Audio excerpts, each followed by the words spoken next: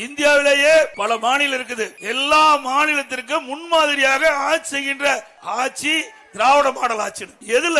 கடன் வாங்குவதிலே முதல் மாநிலம் தமிழ்நாடு. இந்தியாவிலேயே கடன் வாங்கல முதல் இடத்துல இருக்குது தமிழ்நாடு. இந்த கடன்ல நீங்க தாங்க கட்டணும். நல்லா புரிஞ்சுக்கங்க. இந்த கடன்ல யாரு கட்ட போறா? இவர் பாட்டு கடன் வாங்கி வச்சுட்டு போயிருவாரு.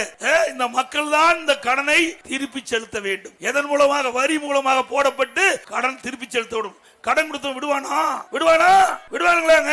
நம்ம எங்காச்சும் வீட்டு கடன் வாங்குறோம், இல்லது காருக்கு லோன் வாங்குறோம், பைக் லோன் வாங்குறோம். கட்டலினா பைக் தூக்கிட்டு போயிருவோம், கட்டலினா கார் தூக்கிட்டு போயிருவோம். வீட்டு கடன் கட்டலினா சீல் வச்சுட்டு போயிருவாங்க வீட்டு. இதுதான் நடக்குது. அதே மாதிரி நாட்டிலையும் அதே மாதிரி தான். இன்னைக்கு ஒரு குறிப்பிட்ட அளவு தான் கடன் வாங்க முடியும். அதுக்கு மேல கடன் வாங்கினா அரசாங்கம் திவால் ஆயிரும். இப்ப திமுக அரசாங்கம் திவால் ஆயிட்டுது. ஏங்க 4 வருஷத்துல 4,38,000 கோடி கடன் வாங்கியாச்சு. இன்னும் ஒரு வருஷம் இருக்குது.